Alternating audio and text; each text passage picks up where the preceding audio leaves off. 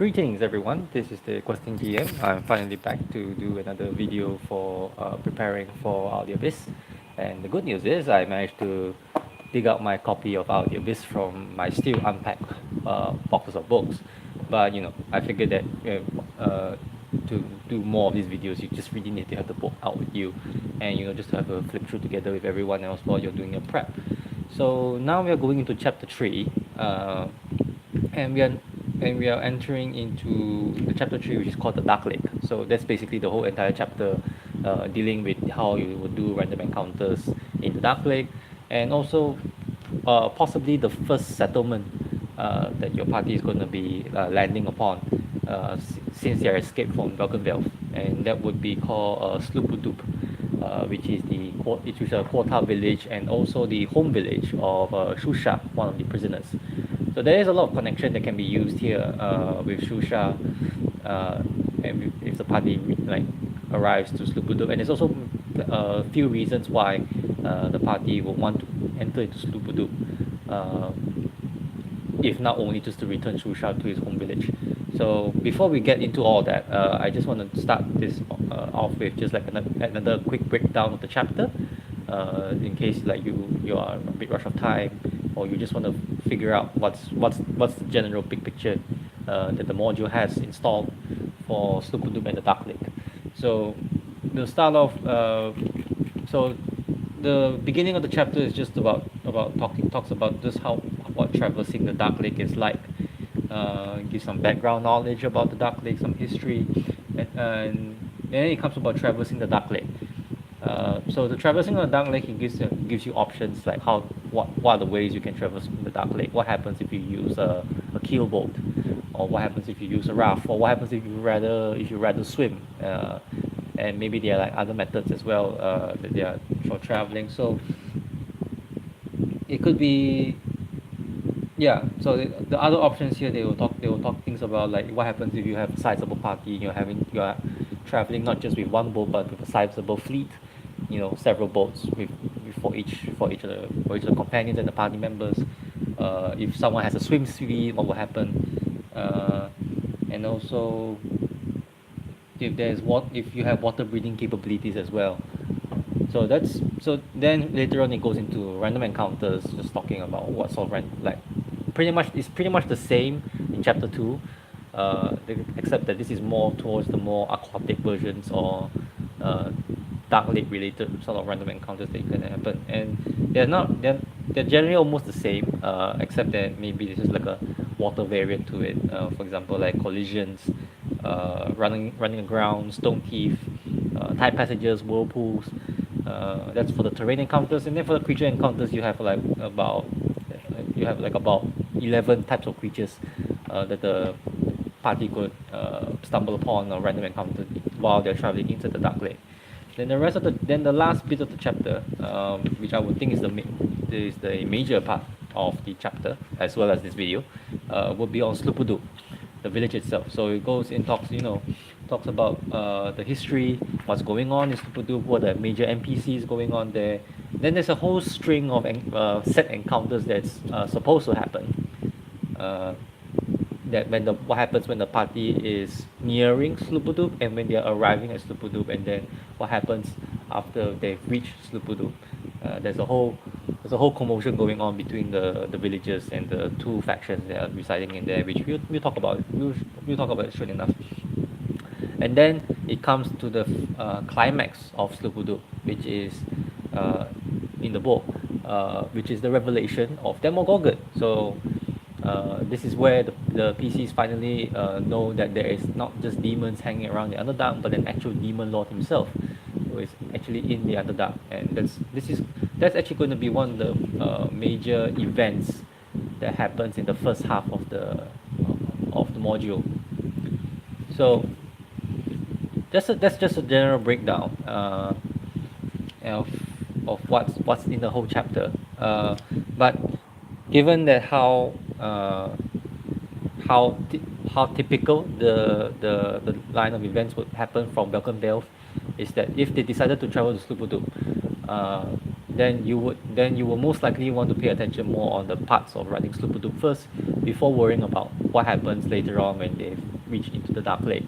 And there is a possibility they may not actually have to traverse through the Darklake after the events of when Demogorgon rises, because there is because the PCs have an option that they may decide to just leave Sloobludop altogether. So I'm going to continue on just to focus more on Sloobludop first, and then maybe I'll just talk a little bit about the Darklake bit, because the Darklake, I think I pretty much covered how I do random encounters in the Darklake, in the Underdark, and most of it generally in terms of concept can be pretty much used in the Darklake. So maybe that's not really, there's not too much to add in that part. All right. So one thing that we will probably need to pay attention to when you for running Sloobludop is to understand that there is by the book there is the book expects a certain line of sequence of events or encounters to take place when the pieces arrive or nearing Sloobludop. So the first encounter will be under chapter page 45 called the Day's Catch. Basically is that when the PCs are within about an hour away from Sloobludop, they will be encountered by a quota patrol. In this case would be 8 quotas and a quota monitor, and they would be attacked. The PCs will be attacked, and they are expected to be taken prisoner by this patrol. Now, it really depends how you want to make this fight, because 8 quotas and a quota monitor, depending on your party size, is not necessarily a big challenge. So there is that possibility of them just your PCs just outright defeating them altogether. So if you want to make this more of like a so-called unwinnable fight, like this is part of the story and the PCs are supposed to just sort of like surrender themselves, then you may want to consider just upping up the enemies coming towards the PCs. But assuming that the PCs do surrender or they are defeated and captured, then the next encounter that happens is the enemy of my enemy, which is also in page 45. Where what happens is that another patrol of quotas come in.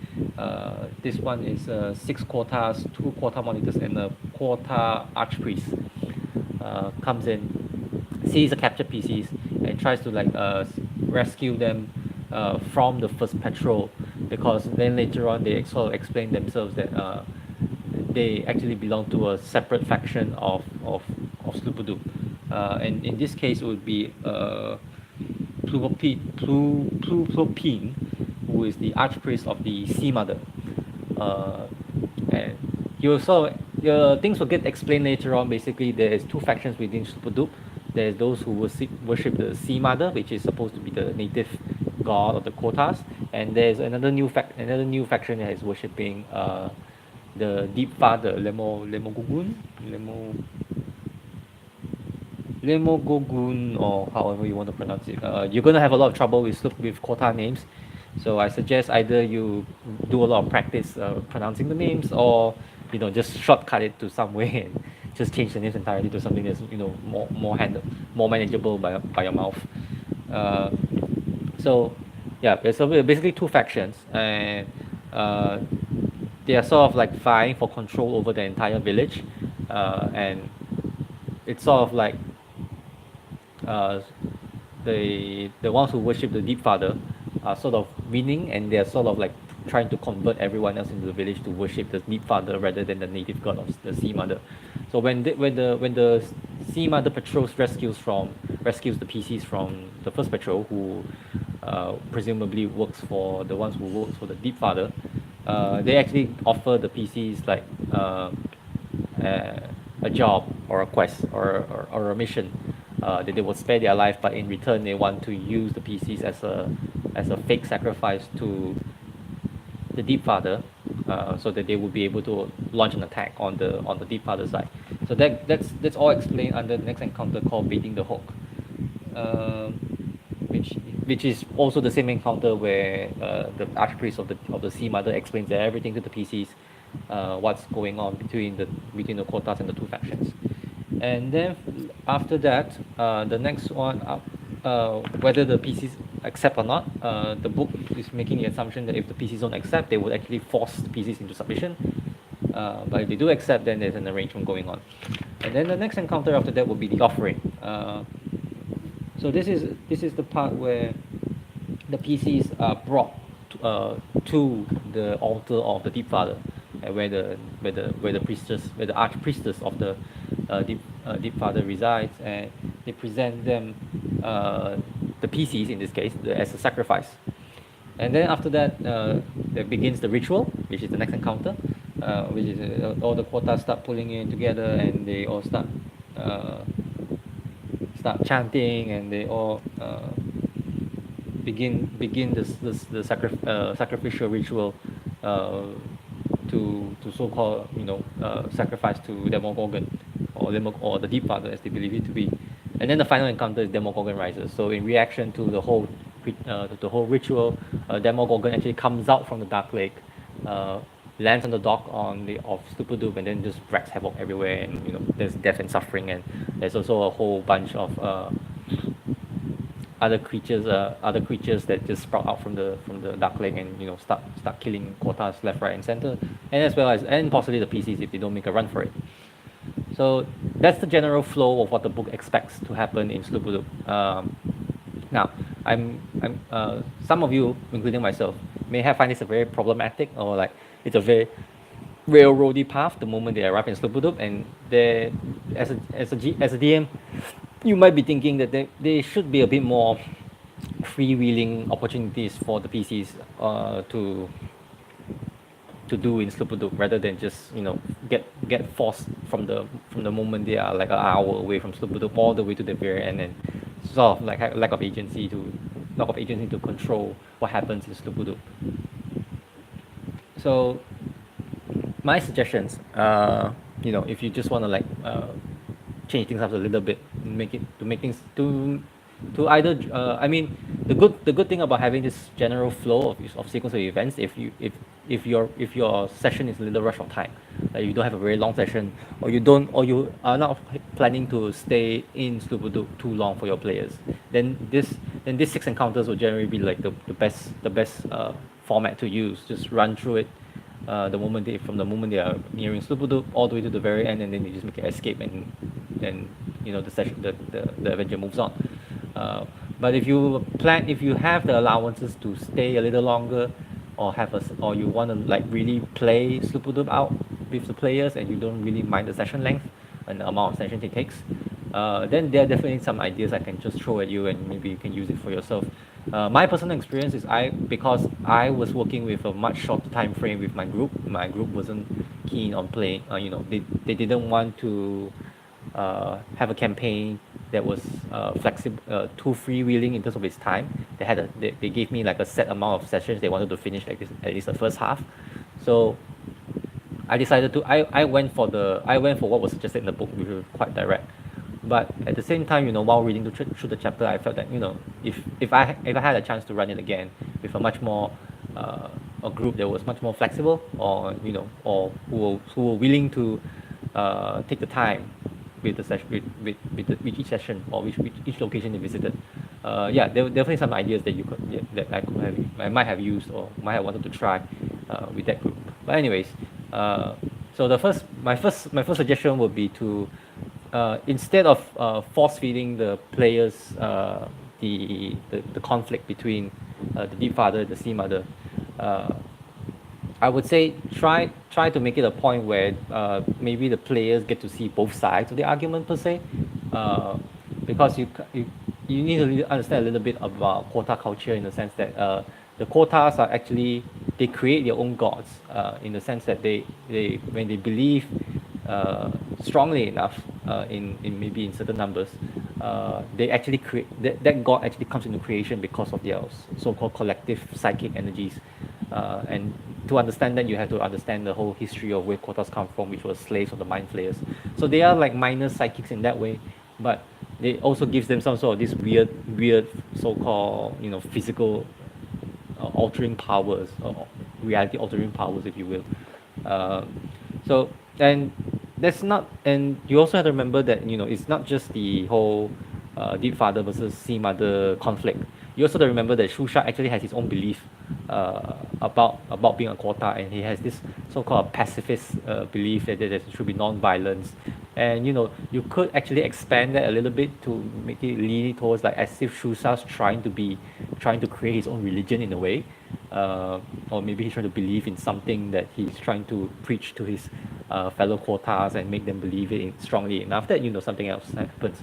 So I think that's a very interesting dynamic. If you let the party arrive in Sloobludop, and maybe without the whole first patrol, second patrol thing, but they actually go into Sloobludop, and are allowed into the village. Uh, that they you let them interact with quotas from different sides. Uh, so you could make the conflict between the sea mother and the deep father, in the sense that the sea mother represents like the old practices of the quotas, and the deep father is practicing a much more radical, much more aggressive form of whatever the sea mother preaches. And then Shusha is like just right, like the wedge in the middle, in between, just trying to stop everything and say, let's try to live a peaceful existence instead.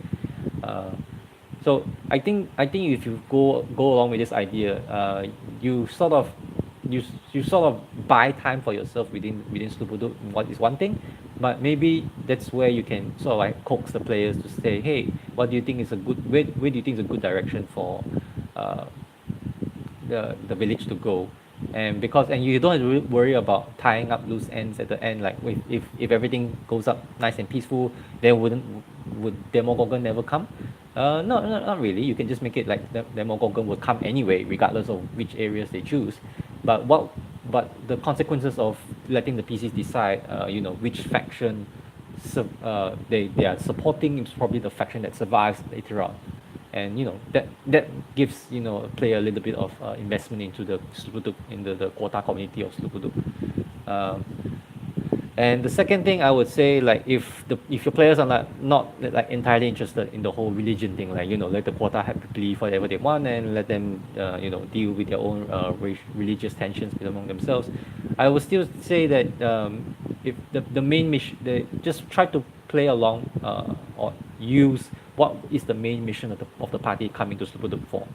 And in the most typical sense, it would probably be trying to getting passage to Greckostark, or to travel somewhere else within the Darklake. Technically, another place that's possible is Velkenvelyve, but they wouldn't know about it until like the second half of the adventure.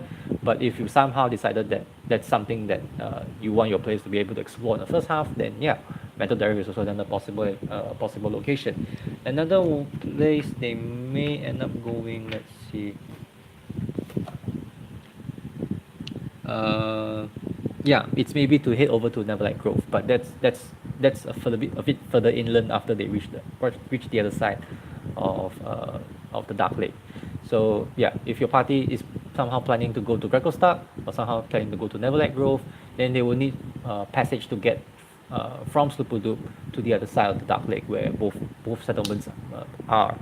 So that could be another way you can drive your PCs into Sloobludop. Is that Shusha will probably tell them, like, if you come to Sloobludop, you can hire a quota guy, and get a boat, get boats maybe, and they will lead you through the Darklake. And by doing that, you can sort of reinforce the idea that traveling the Darklake is very different from traveling like you would normally on the surface, like surface seas, because there's no means of navigation. So it really depends on the knowledge of the guide and experience of the guide, who knows the exact in and out on the passageways, and sort of like the channels of where they go and where they flow, and that takes them to their destination. So having a guide is really should be reinforced as a very, very important thing they need to if they're going to ever travel in the Darklake. So that could be another motivation of why another motivation to play on, to make like a extended role playing session when the PCs arrive in Sloobludop, is to find a guide. And in the book, the book itself sort of like builds up towards that idea, like how would you find a guide. And if they do manage to find a guy, and they manage to like convince him, or pay him some ways, they're gonna stumble into the whole religious problem, because I think that the Deep Father's faction basically has control of the docks. So they cannot leave without the permission of the Deep Father, and the quota guy who they hire is probably not going to leave as well, not fearing the risk the wrath of the Deep Father faction. So that's you can use that to you can if the players if the PCs were not interested in helping Susha out, but they would still have to face the whole Deep Father Sea Mother problem, through the guide way. So I think that's probably another more natural way you can make it like make it a complication for the PCs to be involved with the whole Sloobludop adventure. Uh, another thing you can play around, maybe it's also to, because this is possibly the first settlement of the PCs arriving they reach after Velkenvelyve. So this is probably the best place for the first stop for them to resupply and re-equip, and I would say like give them like the real basics, like maybe like the only simple weapons, very few equipment, adventuring gears, very basic ones. Uh, Although if you want to make it, if you want to make like what can I find in Sloobludop that I cannot find anywhere else kind of thing, I would say that there is the book does give stats for certain kind of special cord. I think they use gut cords, certain guts for certain creatures that makes very good rope. So like Quatorn rope, that's the only special thing they have, and they can only get it in Sloobludop. So that's probably one selling point that the PCs will want to like look out for if they are shopping around in Sloobludop.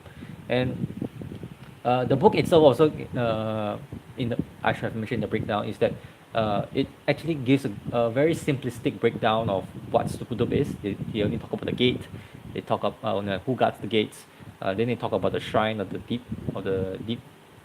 mother, and then the altar the shrine of the sea mother and the altar of the deep father. So there's a lot of like empty spaces in between, and it's supposed to be like a relatively small village. It carries about 500 quotas.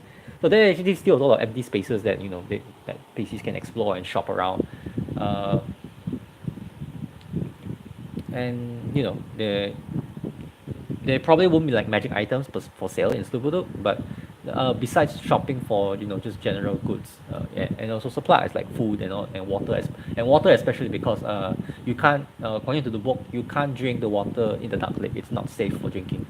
So yeah, water is going to be like something very important. And and maybe as the PCs are shopping at the same time when they're interacting with the quotas, some of the the local quota citizens may be able to impose some wisdom or some tips of what to do when you're traveling in the Darklake. So there, there's a lot of there's that whole information gathering aspect as well that you can just play along, for the PCs who are spending time in Sloobludop as free will creatures rather than being captured. And if you want to really step up or make the boat hiring and the guide hiring part of these ideas more complicated, you could even say like, okay, some guides they have boats, and some guides they have rafts, and maybe the ones with boats cost more than the ones with rafts, and that's like a minor decision for the PCs to make, like, do we want to hire the one with boats, or do we want to hire the one with rafts? And therefore I will highly suggest like you go into the DMG, and I think also the PHB, where there's stats for they tell you the stats for the boats used, stats for kill boats, and the stats for rafts, you use rafts. So there's definitely a difference between the two. Like that's something that the PC should be aware of, and they're trying to be taking into consideration of which one they want to take. Obviously, subtly, you don't want to tell the PCs that their decision doesn't really matter which one they paid or hired for, because eventually when Demogorgon rises up, they may have an opportunity to steal either one of those. And that's just for added role playing, rather than having actual lasting consequences. Although maybe it's up to you, like if you say like if they actually treated the guy very well and paid him very handsomely, maybe he will survive the attack from Demogorgon and somehow actually manage to bring all the PCs on board. Or maybe if you want to make it even more complicated, like maybe they hired 5 boats but only 3 boats managed to survive, so there's 2 boat worth of passengers they can't bring along, and they have to decide what to do with those passengers. Like, do they let them go on their own, or do the drastic thing of forcing everyone on board, sinking the ship, or even having to kill some of the companions if they are forced to. All right. Another decision that you could make, especially after the rise of Demogorgon, when he comes out from the Darklake, is give the PCs one more chance to reconsider their choices. Like, should they want to uh, leave Sloobludop through the via boat on the Darklake, or do they actually want to like get out from Sloobludop and continue their travels on ground? Like force, you can sort of like force a decision on them, because maybe maybe something like when Demogorgon rises up and there's a whole commotion going on and he's like killing quotas and he's like wrecking buildings. Uh, and you just sort of like present the players with like two choices. Like if you go on the left, you're gonna run straight for the docks, and then you're gonna have to like find boats, enough boats for everyone, and just leave and just start paddling and just leave. Or if you go right, then you can actually just leave for Sloobludop. But both ways, are going to have like different complications. In the book, it says like if you're just running on the bridges, and if the Demogorgon's around, he can actually smash the bridges, and then the bridges are considered difficult terrain, so it actually makes it harder for them to run run on land.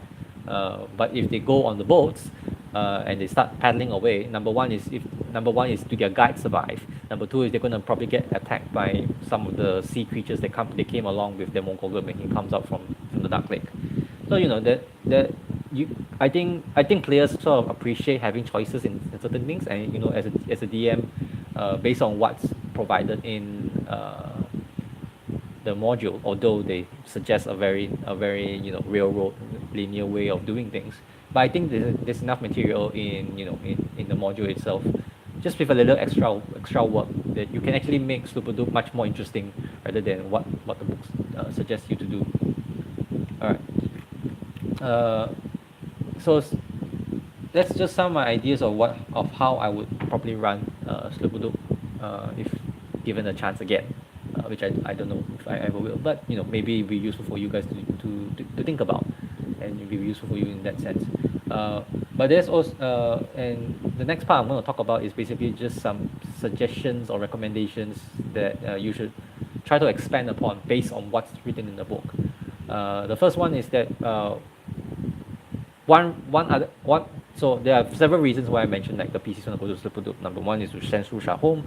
Number two is to get a boat across the Darklake. And there's actually a third reason why why the party may want to consider going into Sloobludop, is that it actually reduces Drow pursuit. And it may actually even suspend the entire Drow pursuit, because according to the book, the Drow actually do not want to get too close, and they do not want to engage with the quota if they are forced to. So it actually might be a good, depending on how your Underdark encounters was ran after they leave Velkenvelyve. If the Drow pursuit is getting very very close to them, or they're running very close out of supplies, then maybe Susha can just sort of like recommend like, hey, if you come over to Sloobludop, then the Drow we can resupply, we may have some safety in terms of the community. And maybe if Sharif was in the party, you say, oh yeah, that's a very logical idea to make, because maybe the Drow will not be so keen to attack an entire village of quotas rather than just a few of them. In fact, actually, if I'm not mistaken, if you read into the monster manual about quotas, they actually do talk about how like quotas and Drows are like eternal enemies. Like the quota will actually immediately just drop everything and just go fight and attack any Drow they see.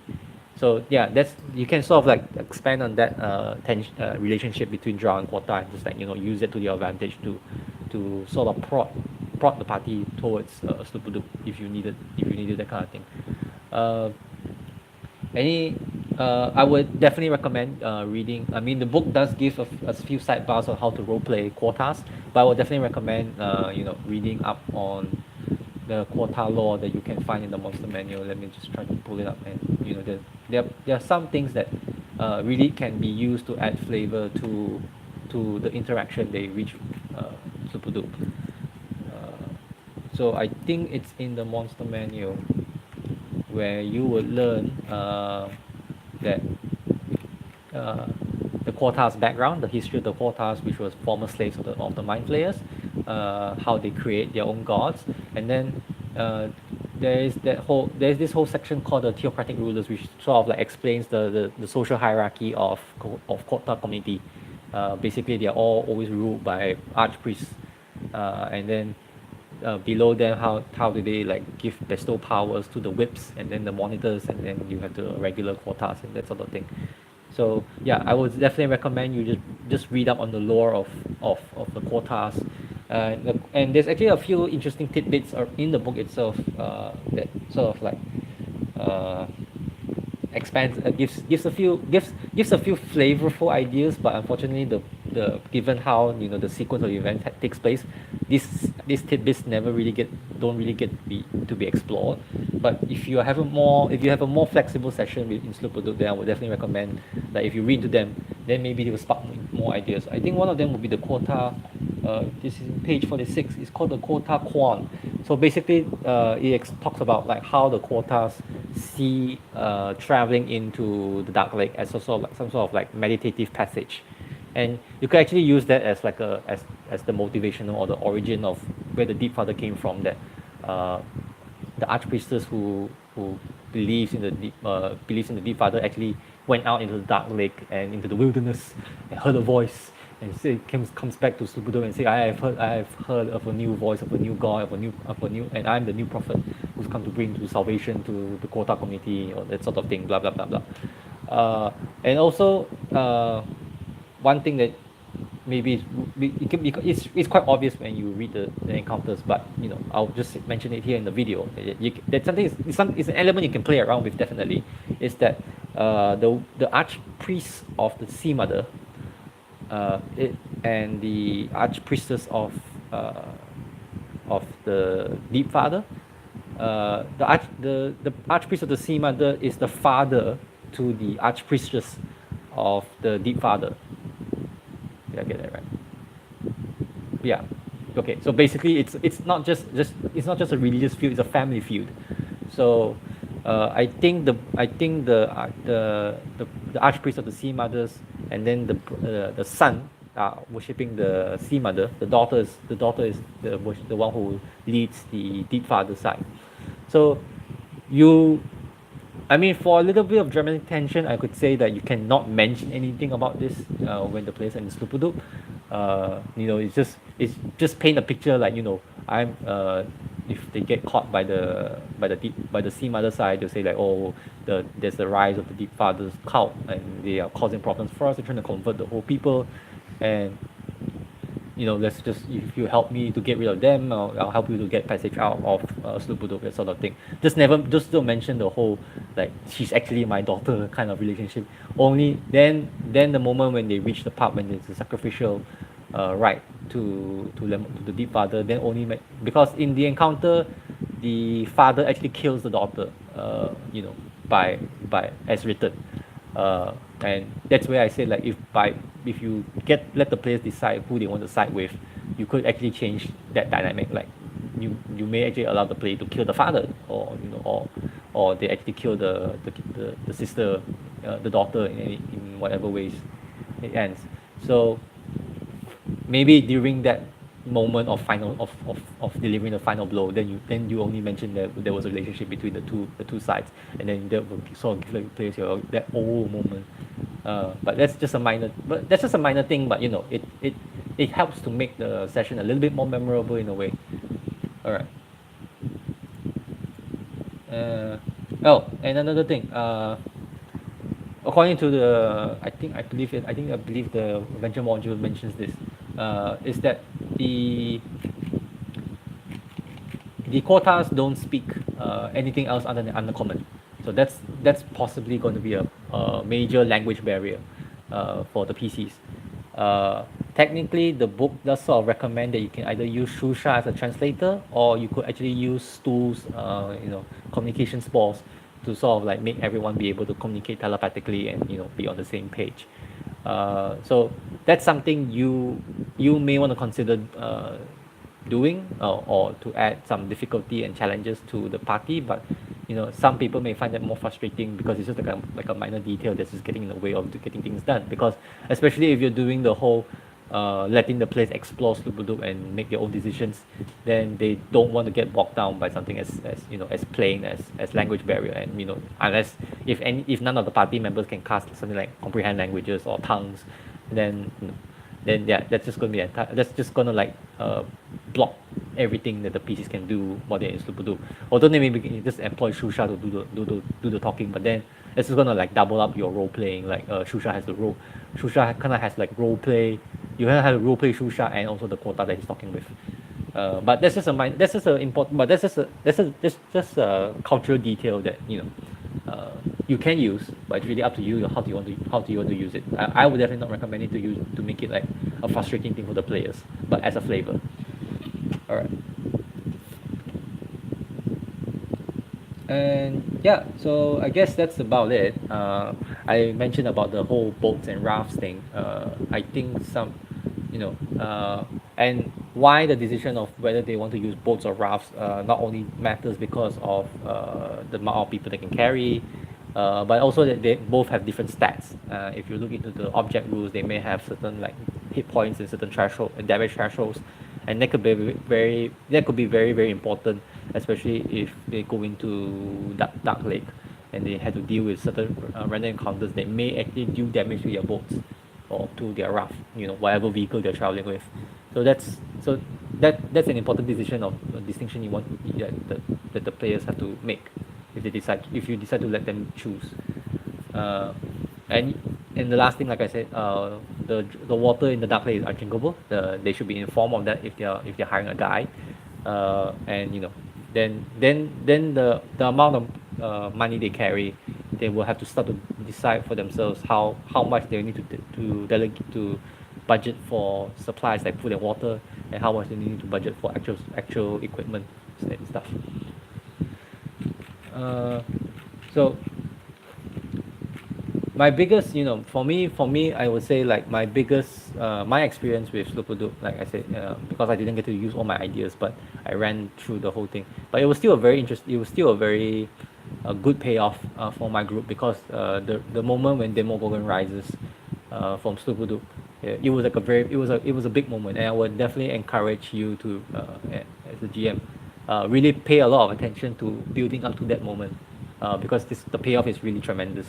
And you know that you it really depends how you want to do the whole offering and ritual thing. You know, if the PCs decide to side with the Sea Mother, then you can just use back the original plan, like, oh, okay, siding with the Sea Mother, and then the Archpriest will just recommend like, okay, so you just act as bait to the Deep Father, and then we're gonna like pretend we're gonna like convert, but actually we're trying to get her killed, and you know the whole Demogorgon Rises thing happened.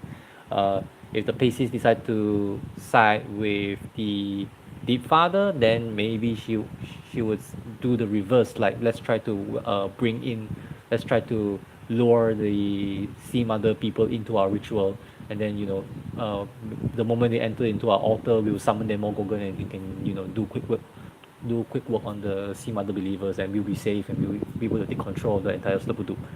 Uh, and then you know how the players want to play around with Shusha is maybe, you know, Shusha is preaching it to everybody, so he's trying to convert anybody who worships either the Sea Mother or the Deep Father, and you know maybe he gathers a congregation and he tries to confront both both both leaders, both the Archpriest and the Archpriestess, and then Demogorgon crashes the party. Yeah, that sort of thing. So that's generally my idea for running Sloobludop. Uh, and we'll just move on to the part where they enter into the Dark Lake, which like I said, I don't really have a lot to say about the Dark Lake, but I'll do give a few. I'll just talk a little bit of my experiences of when I was running the Dark Lake, and maybe there's a few pointers there that I didn't manage to get a real good time to really explore and expand and use it on the table. But you know, hopefully, me telling you right now, you really think ahead. You really give you a chance to really think ahead, and maybe help you to plan a bit better of how you want to use these encounters. The two encounters that I was particularly very interested with uh, was the one where they bump into the Sea Hag, the Green Hag, and the Water Weird. So I wish I had actually read the green hack encounter way in advance before I actually ran this chapter with my group, because it says that there's a green hack that lives in one of the waters, and my party actually avoided her calls of help to yeah.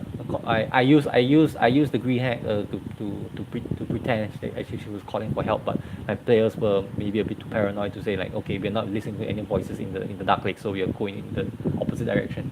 But I would say like because hacks in general, especially if you read Volo's Guide to Monsters, there's like a whole chapter just dedicated on the hacks. Uh, the hacks here are, hacks are such a fascinating and interesting monster. They can be used for DMs, and you can there's a lot of they are basically like plot hooks in it, themselves. They can be an origination of a quest, or like an entire separate session for themselves, just about them. It could be just defeating the hacks, or or the hacks just deceiving the party into doing something that they don't want to. Um, and I think having a green hack in the dark lake sort of gives something to do in the dark lake rather than just the random encounters. So I would definitely say like definitely read up on hacks and what they do, and what they desires out of, and try to like just find, and if you want to have that one session within the dark lake that is sort of story driven rather than random encounter driven. Yeah, the sea hack is definitely one character that can be really entirely fleshed out by a DM to be its own thing, like its entire mini adventure in its own way.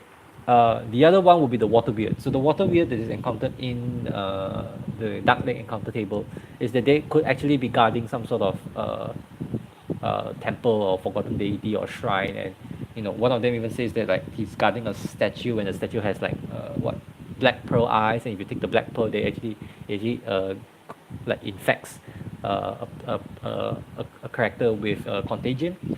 Uh, there's another one with a sarcophagus and a mummy. So I would say like if you want to play the whole like Sanctum Temple, especially this one sort of relates very well if you're going to relate with the Oozing Temple encounter set or dungeon from chapter 2. So yeah, so you could definitely say like if they either bump into the water wheel and the water wheel attacks them because they're guarding something, or maybe the water wheel is actually sort of like can give some knowledge to the PCs to find something else. So if you're looking, if your party has some sort of like underwater capabilities or something like that, yeah, you can definitely use the water wheel to be some sort of like plot hook to lower them into an underwater temple or something like that, which gives you some space to play around with the dark lake and expand a little bit in terms of what you can do with the dark lake. Because other than that, it's just the random encounters like the avoiding of collision and stone teeth, and having to navigate. Uh, the only things I would say like you have to pay attention when of running and random encounters in dark lake is that it changes there's a few things that changes, like the navigation is nearly impossible without a proper guide. And I forgot to mention, other than Quotas being the most trusted guides around in the Dark Lake, the dual guards are actually the next race that is actually famous for who travels around the Dark Lake and are able to navigate them. And there's actually a dual guard prisoner within the Deep Father's camp. So he is supposed to be the first sacrifice along with the PCs if you're going with that route. But if the PCs actually get in contact with this Durga, I think his name is Hammoth, he's an arms smuggler. If they actually get in contact with him, he may actually say like, if you free me from this quota, I may actually be able to guide you to Grecostock. So that's actually and that comes back to the whole part when Demogorgon rises and he starts killing people. You may even make the PCs choose whether they want to save their original quota guy, or they want to save Hammer the Durga. And if they save, there are definitely obviously consequences of whoever they save. Like maybe Hammer doesn't know how to get to Neverlight Grove, but if they save the quota guy, then they can only go to Neverlight Grove. But if they save Hammer and they're going, if they're going to Grecostock, then they don't need to save the quota guy, but they can just save Hammer. and maybe maybe don't even need to pay the guy because the guy's dead. Yeah, so that's another dynamic. That's another choice bits that you can run the encounter with, and also also apply into Sloobludop. What else is there? All right, foraging. Yeah, food is going to be a problem also within the dark lake itself because number one, the water is not readily available. I mean, like you can't drink the water of dark lake. Uh, you could argue because of the same for that same reason the fishes they catch in the dark lake is probably not edible as well, but that really depends how hard you want to make the random encounters happen in dark lake. Although there are random encounters within in the encounter tables where they can stumble onto islands, and in the island they are like there's like mushroom patches, and they can rest on the island as well as he gather more mushroom food, or maybe even clean water if you're a bit lenient about it. And then there's also random encounters where they bump into Duga boats, and they could be like also carrying trade supplies, and some of the trade supplies could be actual like food and water, or weapons and stuff, or information of them getting to Greco. But at the same time, these Duga boats can also be a threat in the sense that they could be slavers, or maybe actual merchants, but when they see a ragtag of surfaces and foreigners, they would think that, hey, if we capture them, we can actually just bring them back to Krakostar and sell them as slaves, or wherever they were going. So there are definitely different means where the players can sort of live on the Dark Lake, despite having no free access to water and food. So okay, so I think that's all I will have to say about Sloobludop, and the entire chapter 3. Uh, took took me a bit longer to really figure it out, but I felt that it's not entirely a exciting chapter in the sense that compared to the later chapters, like there's less things going on. But for that reason alone, I would say like try to pay a bit more attention to running, especially the part of Demogorgon rising in Sloobludop, because that's the one that's going to blow your player's mind, and they're going to understand the implications of why is there demons around the Underdark, and and they're going to find out there is that one particular demon lord. Possibilities of your players attacking Demogorgon, yes. There's always that foolhardy player who says like, oh, okay, Demogorgon here. If you kill Demogorgon right now, we can end the whole demon influence in the Underdark. Let them try. Definitely, I would say let them try, and maybe only then they will realize that, okay, right, like yeah, that's Demogorgon's the real deal. Uh, but at the same time, I would say Sloobludop, there's a lot of choices that can be made in Sloobludop, and it's really about how you want to set the opportunities for the players to make those decisions, because otherwise it's just going to be a straight and dry run, which can be exciting in the end, but you know depends how you want to make use of the materials that the book offers. Alright, so I think I'm going to just end this video here right now. I hope whatever I've said throughout this chapter is very interesting and useful. Take my ideas, don't use my ideas, call them stupid, whatever you want. And I'll be seeing you in the next video when we will get into one of the I would arguably say is one of the meatiest chapter in the entire module, which is chapter 4, which is going to Greco itself. So yeah, I'll see you in the next one. Bye.